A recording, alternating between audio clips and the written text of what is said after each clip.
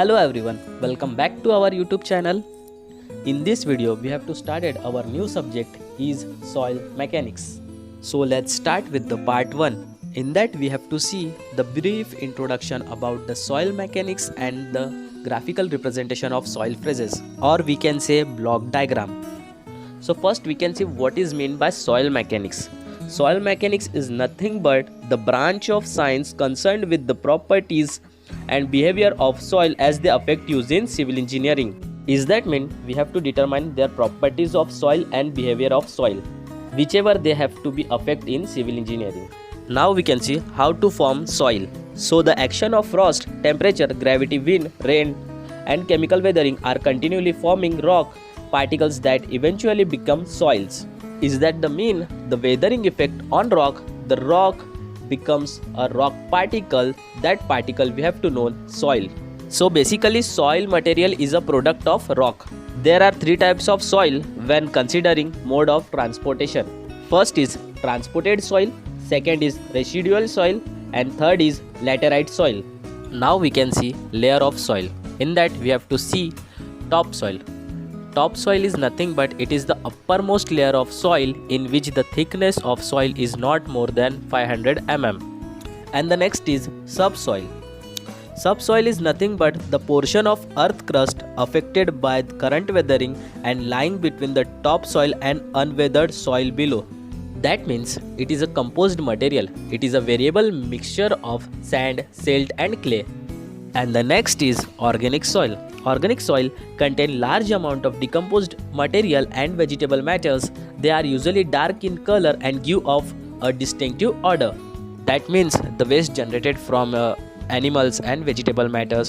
This type of materials called as highly decomposed material, that's known as organic soil. This is the image of layer of soil. In that we can see the uppermost part is organic soil. Organic soil it is denoted by O. And the next is surface soil. Surface soil is also known as topsoil. It is denoted by A. And the next is subsoil. Subsoil it is denoted by B. And the below that there is a hard strata or bedrock is present. So the next topic is graphical representation of block diagram, or we can say phase diagram. So the phase diagram is that diagram which represent the component of soil is called as phase diagram. And the soil mass is generally a 3-phase system, as it contains soil solid along with water and air. The space covered by water and air in the soil mass is called as void. Does that mean in the soil mass the space is covered by water and air? This space is called as void. Now we will see the figure of block diagram. So there is a 4 block. In first block we will see the soil particles in the form of fine grain and coarse grain. The soil is present, and the gap between the fine grain soil and the coarse grain soil is known as voids. In second number of block we will see the air, water and solids are to be present. Is that mean in the soil mass there is a water and air is to be present. So that type of soil is called as partially saturated soil. Now see the block number 3rd. In that on the soil mass only on water is to be present. So the meaning is that the soil mass is fully immersed in water, that is known as fully saturated soil. And now the last block. In that block we will see the soil is fully contact with air, and that type of soil is known as dry soil.